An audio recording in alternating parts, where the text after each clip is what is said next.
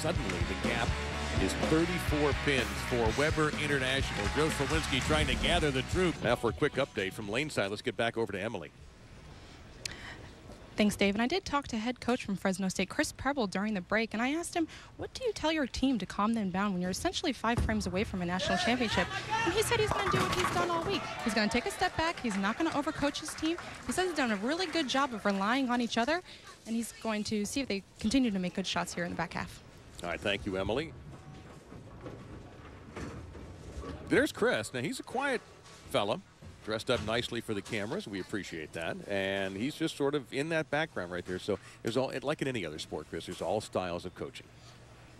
Well, he takes a low-key approach, but all 9 years he's been head coach, they've been at this national finals, including 2005 when the P.J. Haggerty-led Bulldogs made it to this title game, and maybe he learned something from that experience that's led him to be a little calmer with this group. Really contrasting styles between the two coaches, though. Chris Preble, who sits back and very low-key, and Joe Slowinski, who is in the middle on the front row with his team and is probably as excited or excitable as the rest of that group. So again, the freshman, Brandon Hott.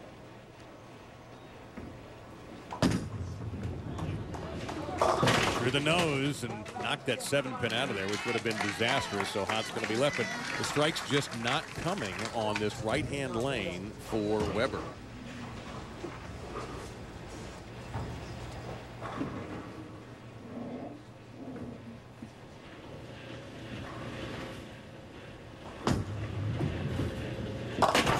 We've seen some good spare making, and there's a good example of it right there. But again, that's not going to be enough at the moment. Fresno has not made any mistakes in this game. They open with a triple. And they have pretty much led all day. First match as well. So here's Ben Kiesick.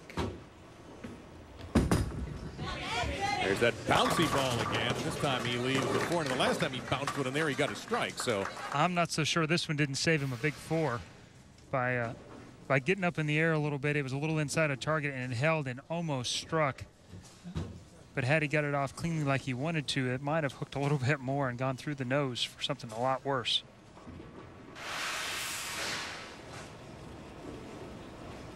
I'm sure Chris Preble is talking to a higher power or himself. Look out! Oh boy. All right, now there's your door open for Weber. The emotional swings that you have to watch out for. This one gets off his hand awfully fast. Thumb down a little to the left. So Sergei Yavis, Lithuanian. And again, we've seen how many of those? About a half a dozen now in this game, and many of them from Weber International. So they were given an opportunity to try to pick something up when the mistake was made by Fresno. There you see the maximum scores. But it's just not happening right now. The adjustments, I guess, just aren't being made, or else the shots aren't being thrown. Chris just plays a little deeper than some of the other guys on his team, but they're still just not deep enough on the lane to get the ball to fall back across the head pin. Keeps biting up in the middle of the lane and facing up right on the head pin.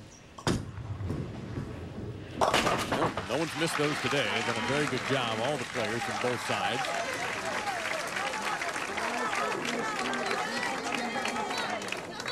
I believe the percentage on that spare on the PBA Tour, I think they showed it last week on TV, was just over 70%. Really? For the top players in the world? Which wow. you would think would be a little higher than that. It's been 100% on the show. Yeah. Michael Pixley, this could really help Fresno. What a money ball that was. Beautiful throw.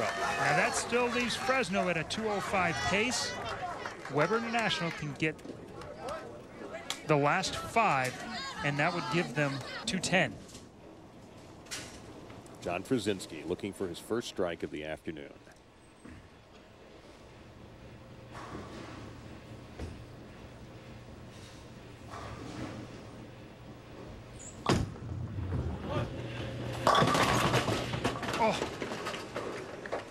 Well, the look on your face, I know people can't see it right now, Chris, but you're horrified by what happened to him. Oh, that's a terrible break. I mean, it is a 4-pin.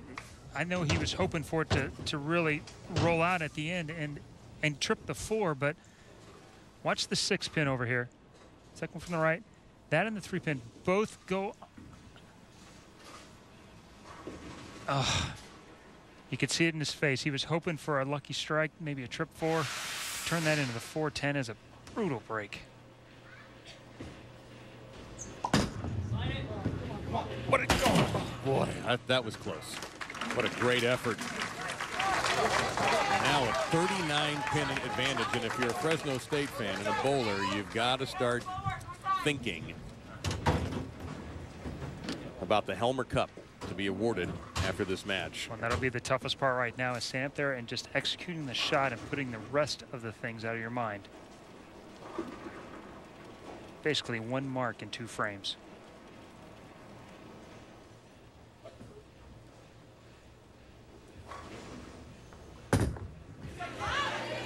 Good looking ball, got a ringing 10, but that was a handsome shot. Got a great physical game, just not much movement upper body at all. There's not a lot of things that can really go wrong directionally with this game. One more spare here.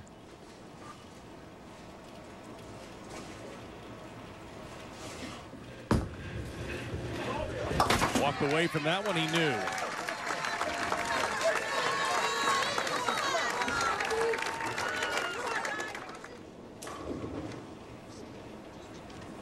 This is TJ Barral in this 9th frame. Well, now, you talk about a cold shot and having to nail it. He hasn't bowled a single shot except in practice today on this pair, and he just drilled it. No, he's a senior on this team. He's been on Junior Team USA a couple of years, and he was leadoff through a lot of match play. And his more direct line and his ability to get the ball to push through that spot that everybody else has gone 3-6-10 off that very same shot allowed that one to be a strike. However, you've got one of the finest college bowlers in the country with the rock in his hands, and that's all he has to do, and Fresno State will capture their first intercollegiate team championship. That's how you do it. Champion.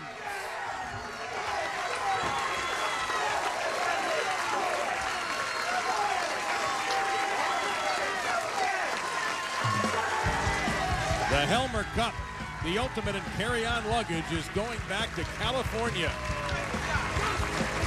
The Fresno State Bulldogs got to the final in 2005 and didn't take that cup home with them. They will now as they defeat Weber International 2-0 to capture their first ITC championship.